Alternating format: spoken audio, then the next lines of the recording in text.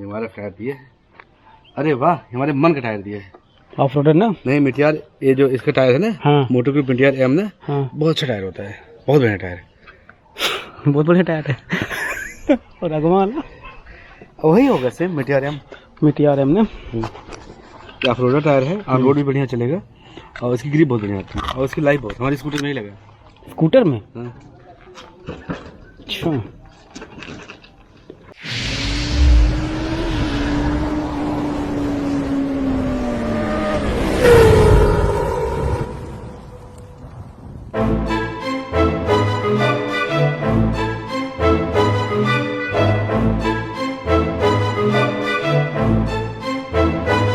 Good morning दोस्तों, मैं नितिन स्वागत करता हूं आपके अपने चैनल बाइकर्स बॉन्ड पे एक नए वीडियो के साथ। और आज हम बात करेंगे सुजुकी की एक एडवेंचर बाइक आती है 250, थोड़ी सी कम फेमस है। और वो बाइक जो है वो सुजुकी 250 स्ट्रॉम एसएक्स है। तो आज इस बाइक के बारे में हम लोग बात करेंगे, इसका ओवरऑल लुक्स एंड अपीयरेंस के बारे में बात करेंगे, डिजाइनिंग के बारे में बात करेंगे, इसकी परफॉर्मेंस क्या है उसकी बात करेंगे, और कैसे लोगों को ऐसी बाइक खरीदनी चाहिए और कैसे लोगों के लिए बाइक सही नहीं है। तो आज सारी चीज़ों की बात करेंगे। और हमारे साथ है, देखिए हमारे ओपी भाई, ये बाइक इनकी है। अगर पिछला वीडियो आपने देखा होगा तो उसमें हम लोगों ने इनकी डिग्गी लगवाया था, लिंक यहाँ कहीं डाल दूंगा। अब वो है अपनी R15। एक वीडियो हम लोगों ने इसकी ड्रैग रेस की भी कराया था अपने क्लासिक 350 से, वो वीडियो का भी लिंक यहाँ डाल दूंगा। और इसकी हम लोगों ने गियर वाइज टॉप स्पीड भी चेक किया था। तो अब आपको मिलवाते हैं बाइक के ओनर से। ये है अंबुज भाई, ठीक है, हमारे फ्रेंड के छोटे भाई है अंबुज। तो हम लोग काफ़ी देर से बात कर रहे थे, क्या क्या गलत जगह हम लोग खड़े हैं। तो काफ़ी देर से हम लोग सोच रहे थे कि इसमें क्या क्या बताना है, क्या ऐसी चीज़ें आपको बताई जाएँ जो कि कहीं किसी और वीडियो पर न मिले। तो कुछ ऐसी बात करेंगे ज़्यादातर कि प्रैक्टिकल में इसका यूज कैसा है, प्रैक्टिकल में ये बाइक चलाने में कैसी लग रही है।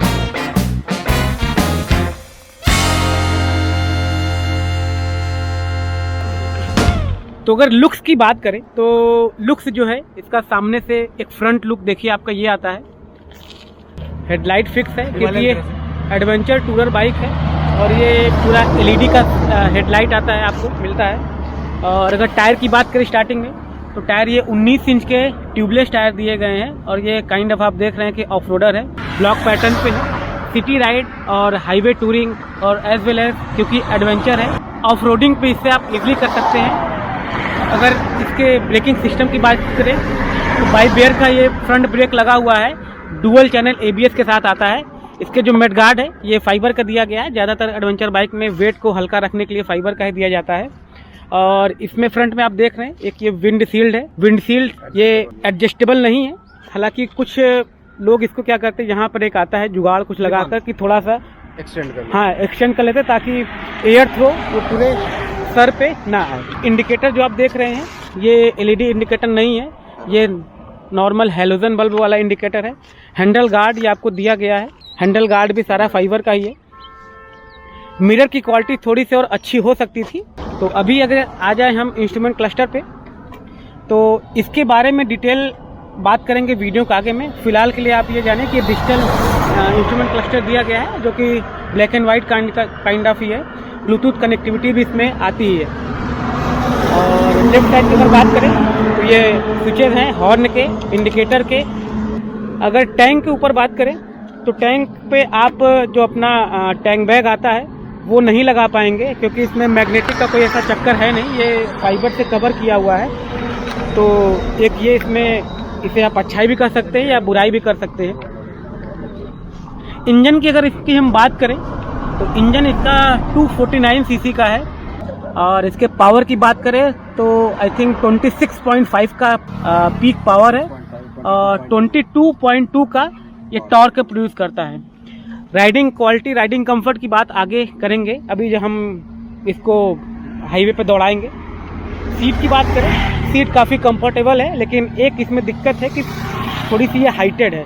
देखेंगे तो 835 mm का इसका सीटिंग हाइट है। सीट की जो हाइट है वो 835 mm का है। प्रितेश है, प्रितेश की height 5 feet 7 inch 8 inch 5 feet 8 inch की हाइट है। पैर देखिए इनके दोनों तरफ का अगर रखा जाए तो आप देख रहे हैं कि दोनों तरफ का टो ही कवर हो पा रहा है। थोड़े से और शॉर्ट हाइडर के लिए यही एक प्रॉब्लमेटिक वाली चीज़ है। ये राइट साइड में ऐसा है और लेफ्ट साइड का भी देखिए तो ऐसा ही इसका पैर आ रहा है। सीट जो है ये 2 पार्ट में दिया गया है, जो कि कंफर्ट के हिसाब से देखा जाए तो काफ़ी अच्छा है।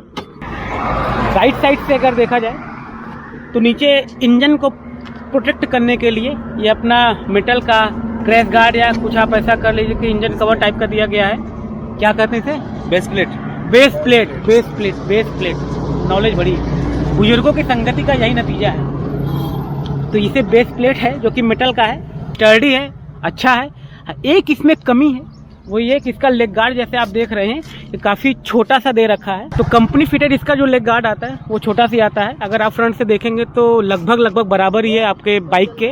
और चूंकि ये बाइक पूरी फाइबर की है तो इसमें एक ये प्रॉब्लम है।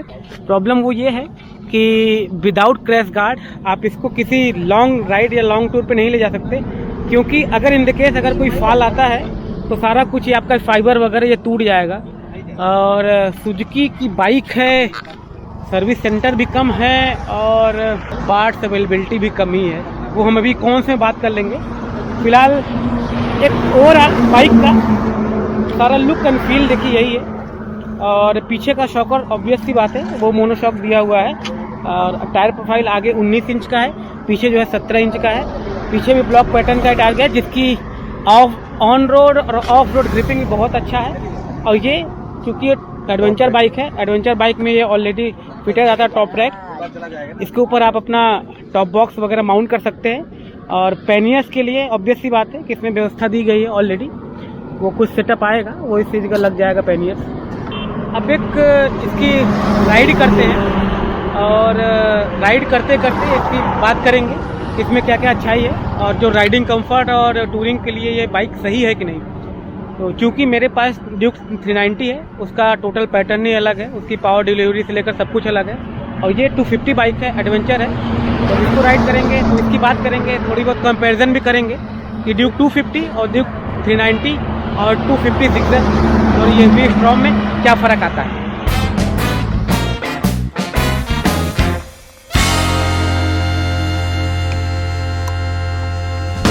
ओके तो मेरी हाइट 5 फीट 4 इंच है और मेरी हाइट के लिए सबसे बड़ी समस्या ये है कि मेरे दोनों पैर एक साथ तो नहीं पहुंच रहे हैं, ठीक है, जबकि मैंने भी बूट पहन रखा है।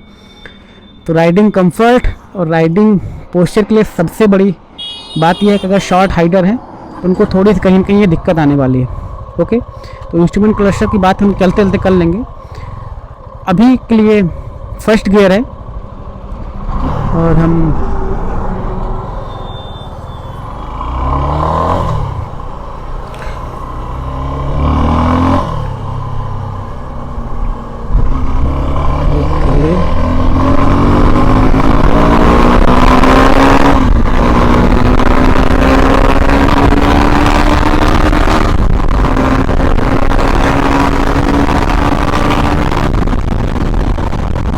ओके तो सबसे पहली बात क्योंकि मैं KTM 390 जब राइड करता है उसमें कहीं ना कहीं पावर डिलीवरी जो है बहुत ज़्यादा हार्श कहे या बहुत ही ज़्यादा स्टिफ साइड है आप कह लो।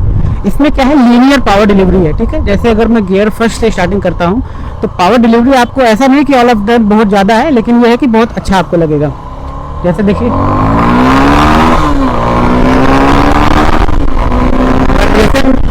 बिल्कुल नहीं है, पावर डिलीवरी बहुत अच्छी है। और अगर बात किया जाए लो एंड टार्क की तो वो भी मुझे कहीं कहीं बहुत अच्छा लगा। जैसे अभी आप देख रहे हो मेरा वेट करीब करीब आराम से 65 के आसपास होगा। मैं 4th गियर पे चल रहा हूँ, स्पीड आप देख रहे हैं 30 की 31 32 के आसपास है। अभी अगर मैं इसको पिकअप लेना चाहूँ देखिए विदाउट नॉकिंग ये इजीली चल रहा है। जबकि KTM ड्यूक 390 जो एडवेंचर बाइक है उसमें ये प्रॉब्लम काफ़ी लोगों ने इस प्रॉब्लम के लिए बताया है। तो लो एंड वो बहुत अच्छा है इसका। राइडिंग कंफर्ट की बात करें तो sitting posture is very nice. आप लॉन्ग टूर भी इससे बहुत आराम से कर सकते हैं। उसके लिए आपको ऐसा बिल्कुल नहीं लग रहा है कि आप बहुत ज़्यादा झुक के बैठे हैं या बहुत ज़्यादा खड़े बैठे।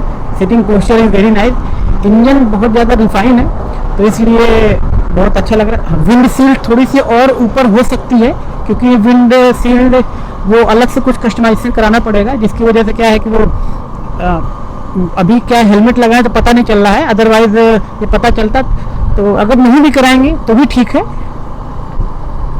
इंस्ट्रूमेंट क्लस्टर अब जैसे आप देख रहे हैं कि थोड़ा सा ड्यूक या किसी और बाइक के कंपैरिजन में छोटा है।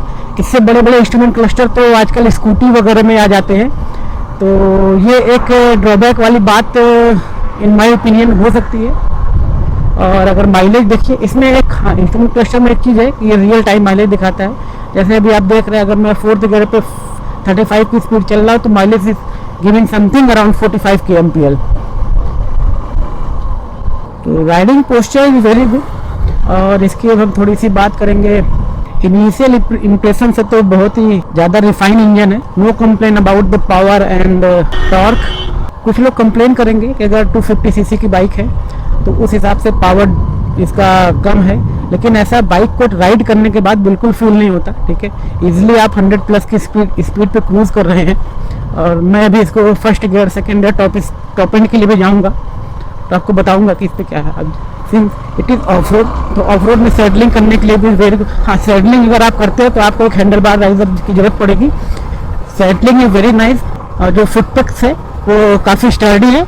वो ऐसा नहीं है कि आपको कॉन्फिडेंस पूरा मिल रहा है सैडलिंग अगर आप करते हो इस बाइक पे। तो एडवेंचर बाइक का यही मज़ा है कि आप खराब रास्ते पर भी अच्छी खासी स्पीड से चल सकते हैं। अब देखिए, जैसे रास्ता बिल्कुल गड़बड़ है, लेकिन क्या है कि आप स्टैंडिंग पोजीशन सैडलिंग करते करते आराम से आप 40-45 तक चल सकते हैं, और with the very good balancing.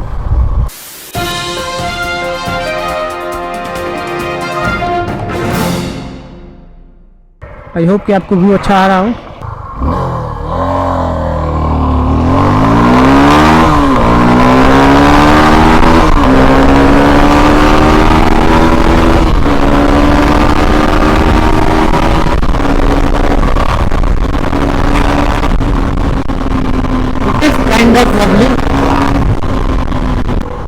Bike थोड़ी सी लाइट फील हो रही है जब 100+ हम चल रहे हैं। थोड़े से रास्ते का गड़बड़ है, क्योंकि मैं अकेला चल रहा हूँ तो पीछे से हल्का सा वॉबलिंग फील हो रहा है बाइक में। वो एक इशू है, maybe just because of the road और there are some problem with the bike. तो एक ये है जो कि नॉर्मली और किसी बाइक में मेरे साथ तो नहीं होता है। तो एक बार फिर से ट्राई करेंगे, देखते हैं। हाँ, लेकिन अगर पीछे आपने सामान रखा है या कुछ रखा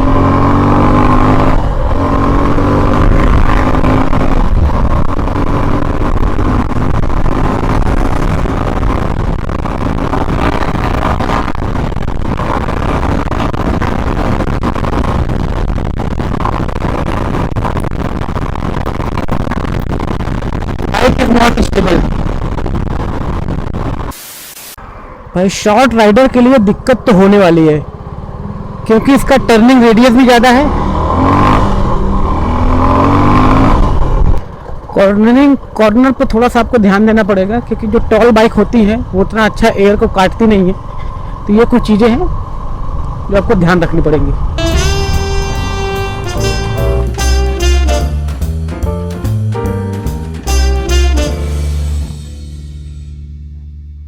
तो अभी इस बाइक का मैं करीब 5 से 6 किलोमीटर राइड लेकर आया। सड़क जो बहुत ज़्यादा स्मूथ नहीं था, टर्निंग काफ़ी था। तो कुछ मेरे थॉट्स उस पर है। वो मुझे ऐसा लगा कि कॉर्नर पे, क्योंकि ये बाइक टॉल है, तो पीछे अगर आप सिंगल चलते हो तो थोड़ा सा वो बॉबल मारती है bike. May be just because of कि हम हल्के हैं इस वजह से, या वेट डिस्ट्रीब्यूशन बाइक का उतना अच्छा नहीं है। तो कॉर्नरिंग पे थोड़ा सा आपको ध्यान रखना पड़ेगा। आप बहुत लीन होकर कॉर्नर पे नहीं जा सकते हो। जैसे यहाँ 3 बाइक आप देख रहे हो, तीनों अलग अलग ही सेगमेंट की हैं। ये अपनी जो है प्रॉपर, जिसे आप कह सकते हो कि लो RPM, कूल और उस टाइप का कि रिलैक्स मोड में आपको चलने वाली बाइक। ये आप कह सकते हो R15 है, जो कि काइंड ऑफ वेरी एग्रेसिव है।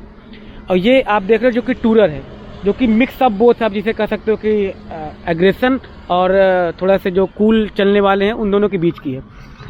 तो हर बाइक में कुछ न कुछ अच्छाइयाँ, कुछ न कुछ कमी। मेरे जो इनिशियल थॉट्स हैं वो यही है कि कॉर्नरिंग पे थोड़ा सा आपको ध्यान रखना पड़ेगा, और लो RPM पे इसका जो वो टॉर्क है वो अच्छा है। मतलब कि अगर आप सिंगल चल रहे हो, 20 या 25 की स्पीड है, तो अगर आप 4th गियर पे भी हो, आप इंजन को रेव करते हो तो वो नॉकिंग नहीं होता, विदाउट नॉकिंग आप उसे पुल अप कर ले जाते हो, जो कि अच्छा है एक एडवेंचर टूरर बाइक के लिए, है ना।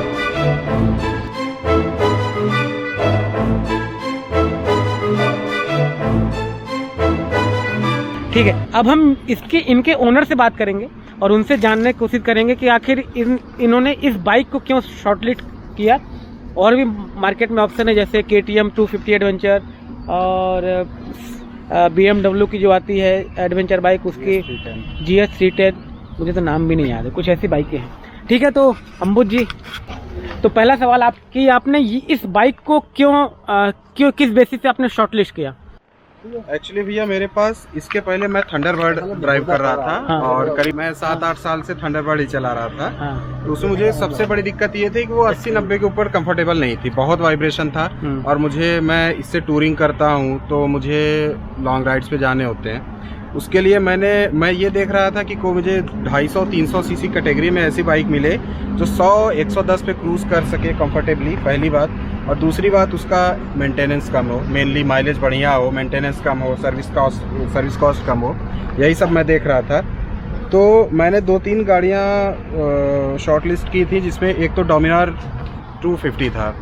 डोमिनार 250 इससे सस्ती है, ये मुझे 230 की ऑन रोड पड़ी। डोमिनार मुझे पड़ रही थी 210 की ऑन रोड, लेकिन उसका सर्विस कॉस्ट कहीं न कहीं इससे बहुत ज़्यादा था। फॉर एग्जांपल जैसे ये मैंने पहली सर्विस इसकी कराई, 1153 रुपये चार्ज आए हैं। और डोमिनार का जो इंजन ऑयल है वो केवल 1700 का होता है, बाकी जो फिर ऑयल फिल्टर बदलेगा, कुछ न कुछ तो उसके अलावा पार्ट्स होते ही हैं। तो सर्विसिंग उसकी बहुत महंगी थी। दूसरा मैंने हाइनेस भी देखा था, सेम उसमें भी यही दिक्कत थी, वो 260 के करीब ऑन रोड पड़ रहा था, लेकिन उसमें भी यही दिक्कत थी, सर्विसिंग बहुत महंगी थी। बिग विंग के शोरूम्स कम हैं और वहीं पे वो सर्विस भी होती है, तो वहाँ 2,500-3 हज़ार लगभग उसमें भी चला जाता है। ये मुझे हर हिसाब से अच्छी लगी, कंफर्टेबल क्रूज़ करने के लिए 100-110 पे आराम से। और माइलेज भी अच्छा है इसका, माइलेज भी मुझे ये 42-43 लॉन्ग रूट पे बड़े आराम से निकाल के देती है। शहर में थोड़ा कम है इसका माइलेज इसका शहर में अगर आप एग्रेसिवली चलाते हैं तो कहीं 30-32 ऐसे ही देगी। तो मेन रीज़न मेरा यही था इसको शॉर्टलिस्ट करने का। तो 2-3 रीजन थे इनके शॉर्टलिस्ट करने के। एक तो इनको टूरर बाइक चाहिए होती थी जो कि एक अच्छा माइलेज दे, जिसका सर्विस कॉस्ट कम हो, और ओवरऑल आप कहो कि ओनरशिप कॉस्ट जो होनी चाहिए वो कम होनी चाहिए। तो उस हिसाब से जिक्सर का, क्योंकि इसमें इंजन लगा हुआ है V-Strom मॉडल जो है, ये अपना V-Strom SX है 250, सेम इंजन है जो कि जिक्सर 250 में लगा हुआ है, लिक्विड कूल, सेम इंजन इसमें लगा हुआ है। थोड़ा सा उन्होंने क्या ट्विक किया है कि जैसे इसका सीटिंग हाइट बढ़ा दिया, इसे एडवेंचर का लुक दे दिया, और कुछ चीज़ें टायर प्रोफाइल जैसे बड़ा कर दिया, आगे का चक्का बड़ा कर दिया, पीछे का छोटा कर दिया। तो ये सब चीज़ें की वजह से ये काइंड ऑफ एक, अगर आप बजट में ऐसी बाइक लेना चाहते हैं तो ये एक अच्छा ऑप्शन आपके लिए हो सकता है। बस मेन कंसर्न क्या है कि हाइट आपको बहुत अच्छा होना चाहिए। जैसे हम लोग नाटे बौने आदमी, 5 फीट 4 इंच की मेरी हाइट और लगभग भैया की भी मेरी बराबर हाइट। तब हम लोग की हाइट के साथ दिक्कत यह है कि हम दोनों पैर एक साथ नहीं रख सकते, वो भी दोनों टो भी नहीं टच होता है सीट पे बैठने के बाद। अभी मैं दिखाता हूँ भैया प्लीज। अब देखिए, दोनों पैर ये एक साथ नहीं टच कर सकते हैं नॉर्मल कंडीशन में भी।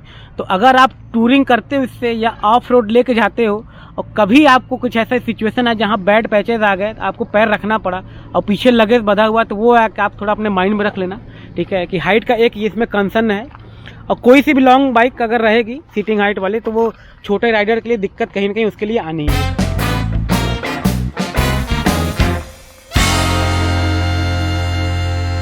ठीक है, हम लोगों ने काफ़ी कुछ चीज़ों के बारे में इससे बात कर लिया है, जैसे कि लुक एंड फील क्या आ रहा है, टेक्निकल डिटेल क्या आ रही है, और इसमें राइडिंग कंफर्ट क्या आ रहा है। ठीक है, अब इसकी बात कर लेते हैं कि एक्सेस सीरीज़ मार्केट में इस बाइक के लिए क्या क्या अवेलेबल है, क्योंकि ये बाइक अभी नई है तो बहुत ज़्यादा ऑप्शन हम लोग को एक्सेस सीरीज़ के इसमें नहीं मिल सकते हैं। जैसे होता क्या है कि क्योंकि ये बाइक पूरी बनी हुई है आपकी फाइबर से, मैंने पहले बताया, तो उसके लिए आपको विदाउट क्रैश गार्ड आप इसको नहीं चला सकते हैं। तो उसके 2 रीजन है, एक तो अगर आप कभी क्रैश करते हैं उससे आपकी बाइक सेफ रहती है, और दूसरा चीज़ अगर ये टूट भी जाती है तो मे बी पार्ट आपको अवेलेबल ना मिले, क्योंकि अभी उतना ज़्यादा ये बाइक फेमस नहीं हुई है। तो एक्सेसरीज के लिए जैसे कॉस्टिंग की अगर बात करें एक्सेसरीज में, तो क्रैश गार्ड आपको लगाने में कम से कम लगभग 6,000 रुपये के आसपास आपको एक क्रैश गार्ड इसमें लगाना पड़ेगा। और क्रैश गार्ड के साथ साथ क्रैश गार्ड में ही फ्रेम स्लाइडर लगाना पड़ेगा। मैं उसकी फ़ोटो भी यहाँ डाल दूंगा, ठीक है, आप देख लेंगे कि क्रैश गार्ड किस कुछ ही एक साइटों पे उपलब्ध है। हाँ, जाना पे इसकी एक्सेसरीज है, क्रैश गार्ड भी है, वो भी मैं फ़ोटो में यहाँ डाल दूंगा। पीछे जैसे आप देख रहे हैं कि टॉप रैक इस पर लगा हुआ ही है। अगर आप सिंपली एक टॉप बॉक्स लगाना चाहते हैं तो यहाँ पे ये होल बना हुआ है। सस्ते में आप जुगाड़ करना चाहते हैं, स्टड का एक बॉक्स आता है, अभी इस पर नहीं लगा है, लगा हुआ था, फ़ोटो वो आप देखे होंगे, तो वो करीब 1500-1600 रुपये का आता है, वो आप लगा सकते हैं। अगर आपको प्रॉपर पैनियर के सेटअप के साथ जाना है तो वो भी इसमें ऑप्शन है कि आप सैडल स्टे के साथ पूरा पैनियर भी इसमें सेट कर सकते हैं। पैनियर का ऑप्शन लेकिन अभी बहुत एक लिमिटेड साइटों पे ही अवेलेबल है इस बाइक के लिए। अदरवाइज जैसे कुछ जो ज़्यादा बाइकें बिकती हैं, KTM है या थंडरबर्ड या अपना मीटियोर है, इन सब के लिए पैनियर तो ईजिली अवेलेबल है, आप कहीं से भी लगा सकते हैं। तो अगर आप छोटे शहर से हो, आप चाहते हो कि इन सब चीज़ों का परचेज करें, तो आपको या तो ऑनलाइन ही करना पड़ेगा या तो आपको दिल्ली के आसपास हो तो वहाँ से आप परचेज कर सकते हैं।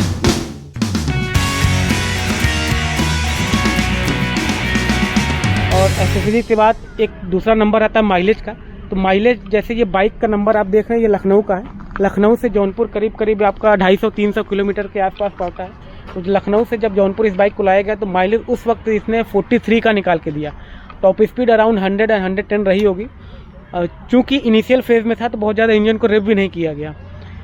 तो माइलेज अगर शहर में आप चलेंगे तो मिनिमम तो 30 के आसपास आपको मिल ही जाएगा 250 सीसी के इंजन से, और जो कि इस इंजन के लिए बहुत अच्छी बात है।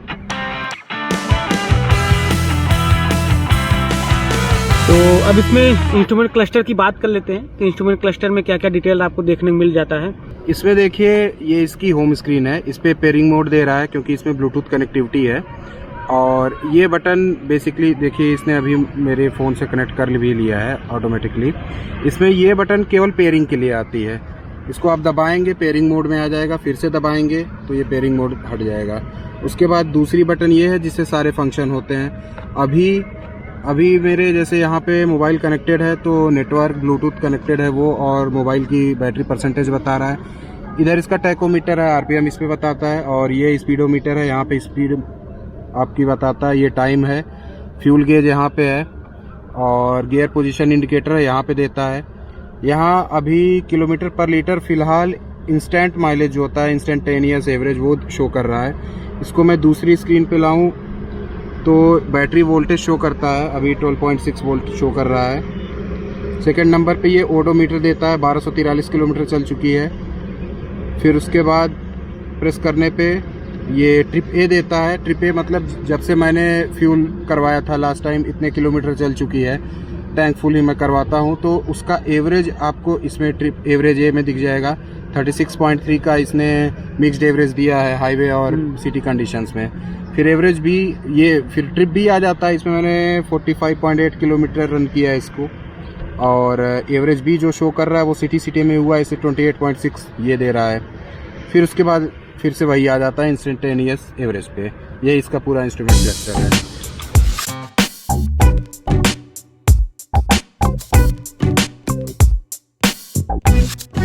अब इसमें कुछ चीज़ें वो ऐसी हम बात करेंगे जो कि ओनर को नहीं पसंद आई, कि वो चीज़ें और अच्छी हो सकती है। इसमें 2-3 चीज़ें मुझे, जैसे ये इंस्ट्रूमेंट क्लस्टर इसका इतना ब्राइट नहीं है, और प्लस मुझे लगता है कि अगर ये कलर TFT देते तो वो ज़्यादा बेटर होता। आजकल जैसे 125 सीसी की रेडर में भी कलर TFT दे दिया इन्होंने। एक बात इसमें ऐड करना चाहूँगा, ये इंस्ट्रूमेंट क्लस्टर मुझे थोड़ा सा ये छोटा लगा।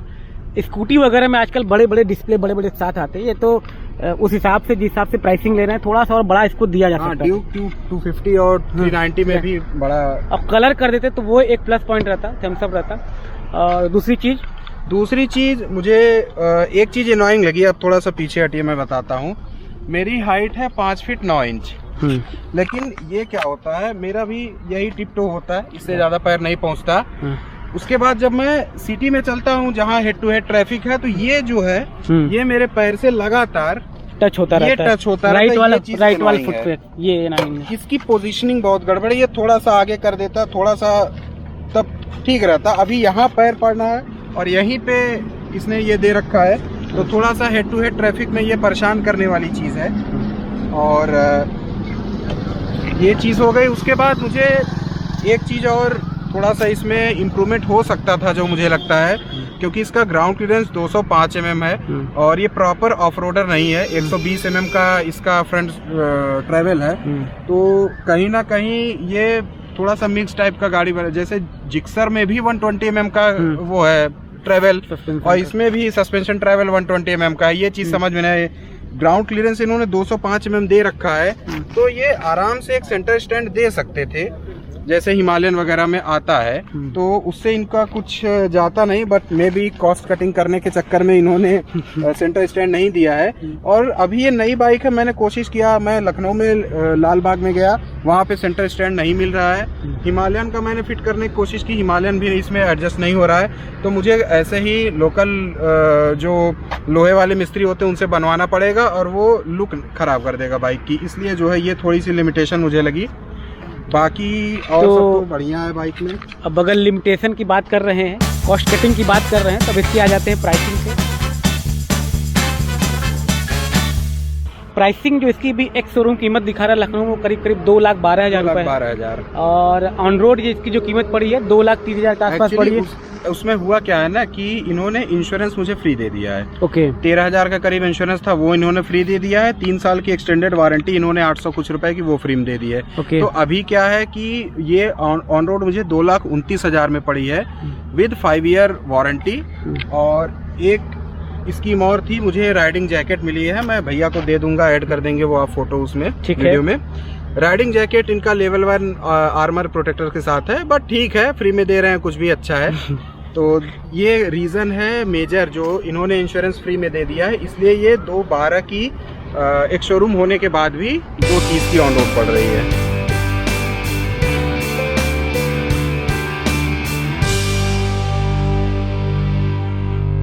ओके, तो हम लोगों ने प्राइसिंग की बात कर ली, कॉस्ट कटिंग की बात कर ली, सारा कुछ कवर हो चुका। अब एक थोड़ा सा कंपैरिजन की भी बात कर लेते हैं कि आखिर KTM और भी जो इस कैटेगरी में बाइकें हैं उसमें और इसमें से आपको क्या चूज़ करना चाहिए। जैसे इस कैटेगरी में बाइक की एक बात करें तो एक अपनी बड़ी फेमस बाइक आती है KTM की 250 एडवेंचर, लेकिन मेन डिफरेंस वहाँ आ जाता है प्राइसिंग का।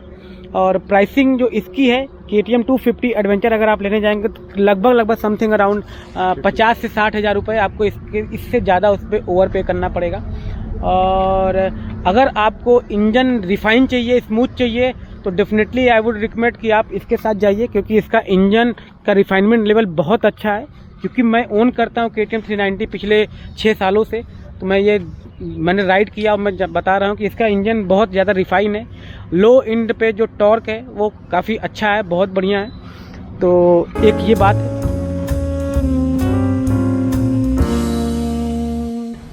तो हम लोग एक लिस्ट बना के लाए थे कि उसमें क्या क्या आपको बताना है। उस लिस्ट के हिसाब से सारी चीज़ें हम लोगों ने आपको बता दिया है कि लुक वाइज कैसा है, टेक्निकल डिटेल कैसा है, चलाने में कैसा है, राइडिंग कंफर्ट कैसा आ रहा है। हाँ, किसी को अगर इस बाइक के बारे में कोई और रिव्यू, कोई और डाउट, कुछ और चीज़ें जाननी है तो आप कमेंट करना इसके नीचे, मैं उस कमेंट का रिप्लाई दे दूँगा। ठीक है, तो आज के लिए इतना ही रखते हैं। वीडियो अच्छा लगे तो लाइक करना, शेयर करना, कमेंट करना, बताना कैसा लगा, और भैया और सब्सक्राइब करना, चैनल को सब्सक्राइब कर लीजिए। नेक्स्ट वीडियो लद्दाख की आने वाली है, और ओपी भैया आई होप हम लोग के साथ रहेंगे, भाभी भी रहेंगे। बिल्कुल बिल्कुल। तो ट्रिप मज़ेदार होने वाला है। बाय।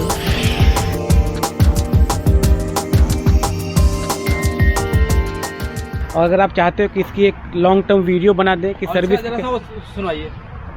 हाँ, एग्जॉस्ट नोट, सही, good question, you are good question, you are good question. इतना प्यारा स्वीट साउंड है। कैसा साउंड है भैया? एकदम स्वीट साउंड है। हुर हुर हुर हुर। ये आइडल पे है।